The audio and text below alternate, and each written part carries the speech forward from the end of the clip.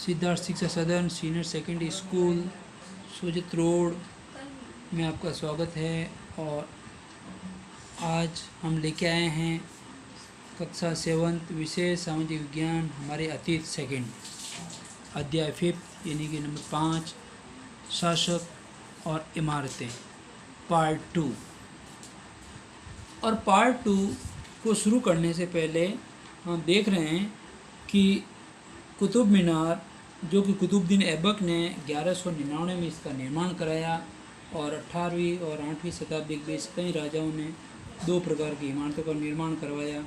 और उसके सेंस जो मंजिलें थी 1229 में इल्तुतमिश ने कराया। फिर इस प्रकार धीरे धीरे जल्दी के जितने भी शासक आए उन्होंने इनकी मरम्मत कराई। फिर अधिरचना हुई जो कि भूतल से ऊपर किसी भाग का भवन का भाग होता है। और राजस्थान में बूंदी में रानी जी की बावड़ी जो कि राजा अनिरुद्ध सिंह ने करवाई थी। और इस प्रकार हम आगे बढ़ रहे हैं। आज 11वीं शताब्दी के प्रारंभ में मंदिर निर्माण किस प्रकार हुआ। शिव की स्तुति यानी प्रार्थना में बनाए गए कंदरिया महादेव का मंदिर का निर्माण चंदेल राजवंश के राजा धंगदेव द्वारा 999 ईस्वी में कराया। अब जो चंदेल राजवंश है वो कहाँ है? यमुना व नर्मदा नदी के बीच यूपी यानी उत्तर प्रदेश के दक्षिण पश्चिमी भाग वो बुंदेलखंड में ये चंदेल राजवंश था। और चंदेल राजवंश के राजा धंगदेव ने कंदरिया महादेव मंदिर का निर्माण कराया। किसने? राजा धंगदेव ने। कब? 999 ईस्वी में। मंदिर की योजना। अब मंदिर की योजना क्या थी कि एक अलंकृत द्वार से इसके प्रवेश भाग और मुख्य सभा भवन यानी कि इसको मुख्य सभा भवन को क्या कहते हैं? महामंडप। और महामंडप में क्या होता है? जहाँ नृत्य का आयोजन किया जाता है, नाच गान का आयोजन किया जाता है। ठीक है। प्रमुख देवता की मूर्ति मुख्य मंदिर को क्या कहते हैं? गर्भगृह में रखी जाती थी। जो प्रमुख देवता होते थे ना उनकी मूर्ति कहाँ रखी जाती है? गर्भगृह में यानी कि मुख्य मंदिर में। ध्यान रखना, महामंडप में क्या होता है? जहाँ नृत्य का आयोजन किया जाता है। धार्मिक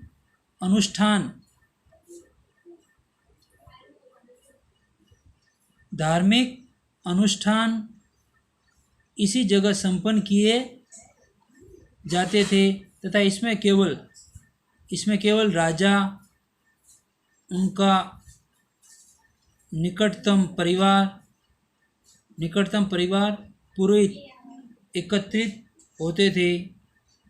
खजुराहो समूह में राजकीय मंदिर सम्मिलित थे जहां सामान्य जनमानस को जाने की अनुमति नहीं होती थी। देखिए, तंजावुर के राजेश्वर मंदिर का शिखर यानी सबसे ऊपरी भाग।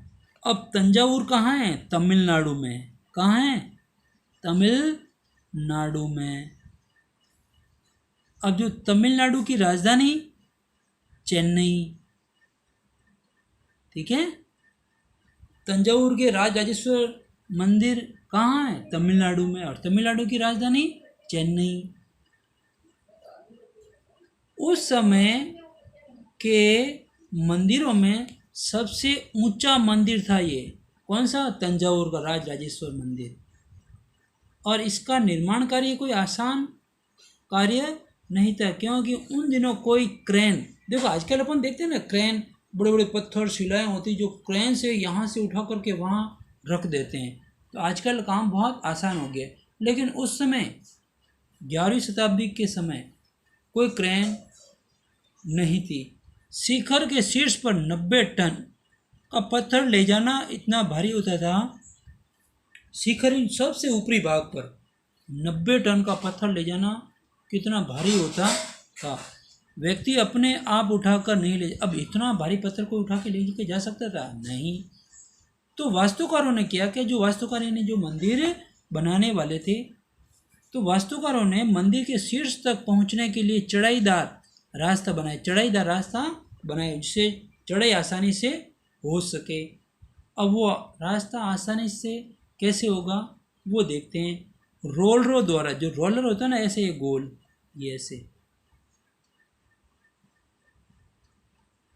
रोलरों द्वारा भारी पत्थरों को इस रास्ते के ऊपर ले जाया जा सकता। पत्थर रख दे, ये रोलर और ये रोलर, ठीक है। तो यहाँ वो पत्थर रख देते और लुढ़काते हुए ले जाते। इस काम के लिए 4 किलोमीटर, कितने किलोमीटर? 4 किलोमीटर से ज़्यादा लंबा रास्ता तैयार किया गया है, जिससे चढ़ाई बहुत खड़ी न हो, एकदम स्ट्रेट सीधी नहीं हो। तो अब इसमें क्या मंदिर बन जाने के बाद इसे गिरा दिया जाता था। अब चढ़ाईदार रास्ता कैसे बनता है वो देखते हैं। आज भी मंदिर के पास गांव को चारूपल्लम कहते हैं। आज भी मंदिर के पास जो गांव को क्या कहते हैं? चारूपल्लम कहा जाता है, चारूपल्लम। अभी चारूपल्लम क्या था? इसका शाब्दिक अर्थ क्या होता है? चढ़ाईदार रास्ते का गांव। चढ़ाईदार रास्ते का गांव होता है, जिससे कि उस शीर्ष पर पहुंचा जाए। फिर वो क्या करते हैं कि जो ये रास्ता होता है उसको गिरा देते थे। ध्यान देना। अब देखिए 12वीं शताब्दी, अब आ रही है 12वीं शताब्दी।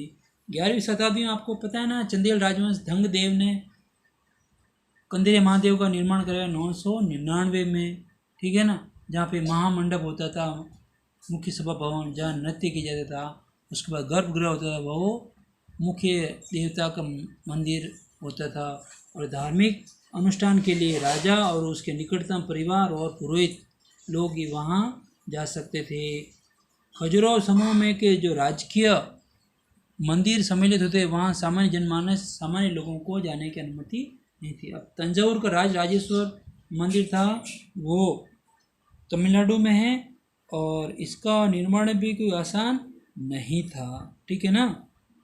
गांव, मंदिर के पास वाले गांव को चारूपल्लम कहते हैं। चारूपल्लम का अर्थ है चढ़ाईदार रास्ते का गांव। अब देखिए 12वीं शताब्दी में, 12वीं शताब्दी दो प्रौद्योगिक एवं शैली संबंधी परिवर्तन दिखाई देने लगे। दो प्रौद्योगिकी और शैली संबंधी परिवर्तन दिखाई देने। एक, दरवाज़ों और खिड़कियों के ऊपर की अधिरचना का भार भी होता था। अधिरचना का जो भार भी होता था। अधिरचना का पहले भी बताया था मैंने आपको कि वो क्या होता है कि भूतल से ऊपर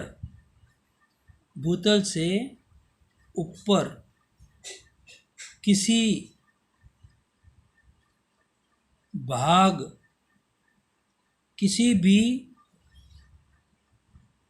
भवन का भाग, भूतल से ऊपर किसी भवन का भाग होता था ये, ठीक है ना। अब दरवाजों खिड़कियों के ऊपर की अधिरचना का भार कभी कभी मेहराबों पर डाल दिया जाता था। मेहराब जो होते हैं ना, मेहराब, अब देखिए मेहराब ये होता है, ये वाला इस प्रकार गोल सा भाग होता है, ये मेहराब, ये वाला भाग होता है मेहराब का, जिसमें क्या होता था कि इस प्रकार इसमें यूं ये भाग होता था, ठीक है ना।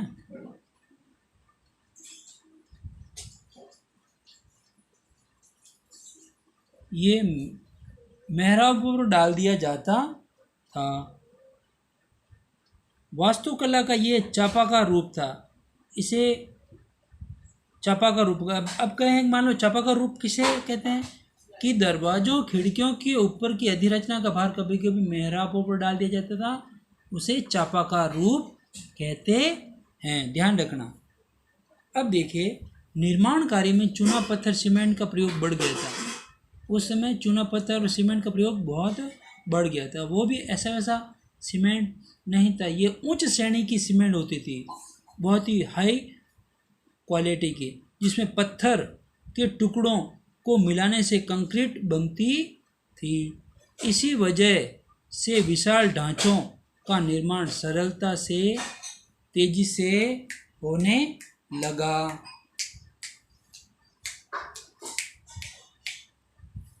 तो फिर इस प्रकार सरलता से होने लगा, तो देखा गया कि जो मेहराब है वो मेहराब बहुत ज़्यादा मजबूत थे, जिसकी अधिरचना का भार मेहराब की आधारशिला पर डाल दिया जाता था। तो इस प्रकार वो देखा गया कि निर्माण के कार्य में चूना पत्थर सीमेंट का प्रयोग बढ़ा, सीमेंट भी अच्छी क्वालिटी की होती थी। अब देखिए इसके आगे, मंदिर, मस्जिदों और हौज का निर्माण। हौज यानी पानी, पानी के बड़े बड़े हौज, पानी के टैंक,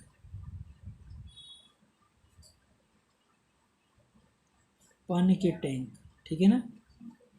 मंदिरों, मस्जिदों और हौजों का निर्माण, इनका निर्माण बहुत सुंदर तरीके से किया जाता था, क्योंकि वे उपासना के स्थल भी होते थे, उपासना यानी प्रार्थना के स्थल भी होते थे। वे अपने संरक्षक की शक्ति, धन, वैभव और भक्ति भाव का प्रदर्शन करते थे। मंदिर बनाए या मस्जिद बनाए या पानी के बड़े बड़े टैंक, हौज बनाए, वहाँ पर भी हरियाली होती थी, और वो क्या होता है, एक उपासना के स्थल होते थे। अब हौज में भी आप कह सकते हैं, क्योंकि वह जल ही जीवन है, इसलिए तो वो अपने संरक्षक की, जिसने वो बना, उसकी शक्ति का प्रदर्शन करना, धन वैभव का, भव्यता का प्रदर्शन करना और भक्ति भाव का प्रदर्शन करते थे। एक उदाहरण के रूप में लेते हैं, राज राजेश्वर मंदिर का निर्माण। याद आया? राज राजेश्वर मंदिर का निर्माण जो तंजावुर कहाँ है? तमिलनाडु। तमिलनाडु की राजधानी कौन सी है? चेन्नई। तो राज राजेश्वर मंदिर का निर्माण राजा राजदेव ने अपने देवता राज राजेश्वरम की उपासना हेतु किया था। राज राजेश्वर मंदिर का निर्माण किसने करवाया? राजा राजदेव ने। उनके देवता का नाम राज राजेश्वरम की उपासना के लिए करवाया। राजा ने इस तरह का नाम इसलिए रखा क्योंकि ये, अब देखो, ये राजदेव और राज राजेश्वरम, ये दोनों नाम मिलते जुलते हैं। इस प्रकार का नाम इसने क्यों रखवाया? इसलिए रखवाया कि ये नाम मंगलकारी था, शुभ था। राजा स्वयं को ईश्वर के रूप में दिखाना चाहता था। राजा स्वयं जो है ना, ईश्वर के रूप में दिखाना चाहता था। अब देखिए, इसमें धार्मिक अनुष्ठानों में एक देवता राजा राजदेव, दूसरे देवता राजा राजेश्वरम का सम्मान करता था। धार्मिक अनुष्ठान में भी राजा राजदेव एक देवता के रूप में पूजे जाते, दूसरे देवता राजा राज राजेश्वरम का सम्मान करता था। अब मंदिर का जो निर्माण है वो देखिए कि मंदिर निर्माण सभी विशालतम मंदिर का निर्माण राजाओं ने करवाया। जितने भी जो मंदिर थे वो राजाओं ने करवाए, ठीक है। राजाओं के साथ साथ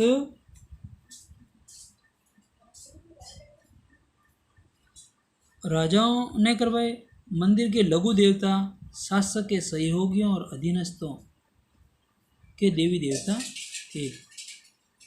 विशाल मंदिर का निर्माण कराया, जिसमें राजा की स्वयं की भी पूजा होती थी, और जितने भी जो लघु देवता थे वो उनके सहयोगियों ने निर्माण कराया और वही उनकी पूजा करते थे, और अधीनस्थ उनके जो अधीन रहते थे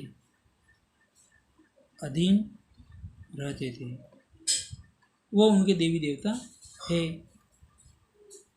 यह मंदिर शासक व सहयोग द्वारा शासित विश्व का एक लघु रूप ही था। यह मंदिर जो है ना, वो राजा, शासक यानी राजा करवाते थे और उनके सहयोगी भी उनमें मिल जाते थे। इस प्रकार सहयोग द्वारा जो शासित एक विश्व का क्या था, एक लघु रूप था, एक छोटा रूप था। किस प्रकार कितना सहयोग से एक दूसरे के कितने सहयोग से सभी कार्य कर रहे हैं। लेकिन दूसरी तरफ अगर देखा गया तो बिल्कुल रात दिन का अंतर था कि वहाँ पर जिस तरह से वे राजकीय मंदिरों में इकट्ठे होकर अपने देवताओं की उपासना करते थे, ऐसा प्रतीत होता था कि मानो उन्होंने देवता के न्यायप्रिय शासन को पृथ्वी पर ला दिया है। सबसे बड़ी बात ये होती कि न्यायप्रिय शासन,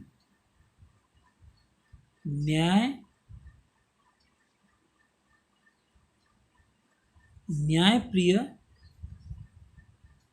शासन।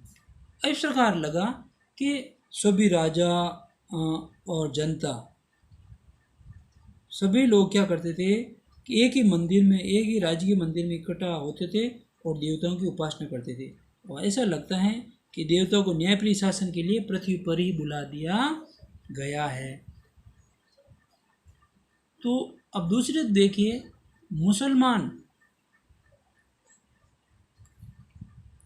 मुसलमान सुल्तान तथा बादशाह स्वयं को भगवान का अवतार होने का दावा कभी नहीं करते थे। इस प्रकार उन्होंने कभी दावा नहीं किया कि हम भी भगवान के अवतार है या इस प्रकार। किंतु फारसी दरबारी इतिहासों में सुल्तान का वर्णन अल्लाह की परछाई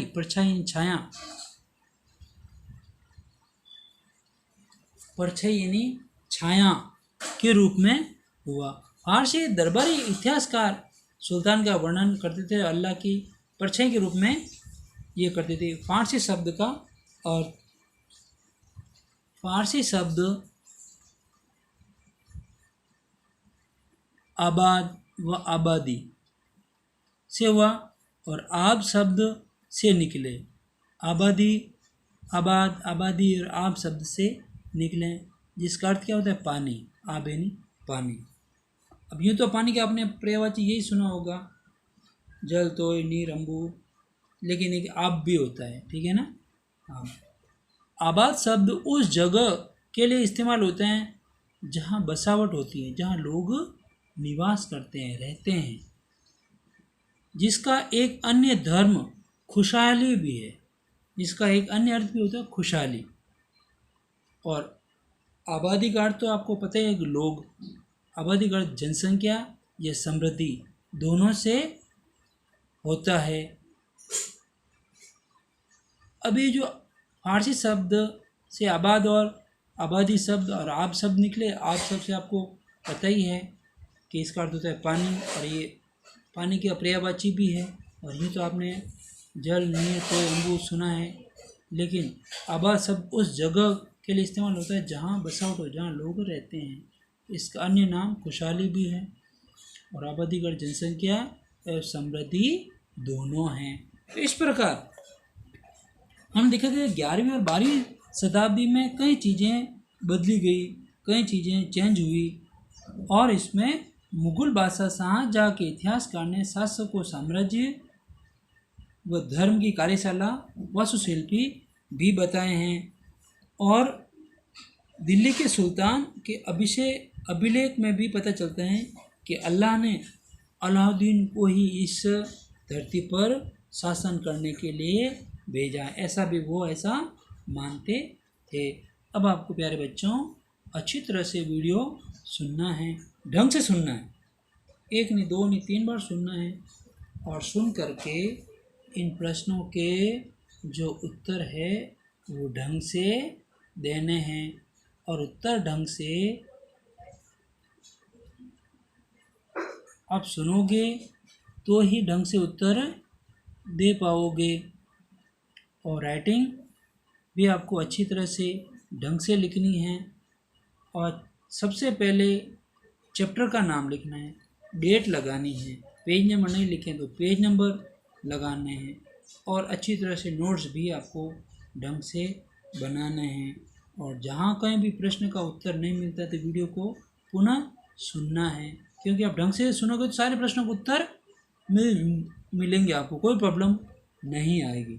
फिर भी क्योंकि एक समय एक ही कार्य करें, ये नहीं कि आप कोई दूसरा कार्य, आपका ध्यान कहीं और जा रहा है और आप प्रश्न वीडियो सुन रहे हो और प्रश्न का उत्तर लिख रहे हो, नहीं, इससे राइटिंग भी ख़राब हो जाएगी और कोई कार्य नहीं हो पाएगा। इसलिए अच्छी तरह से जब आप कॉपी भेजें तो अपना नाम भी लिखें और ढंग से लिखें, अच्छी तरह से कार्य करें, नकल नहीं करें, पहले से अपने उत्तर तैयार रखें। Thank you.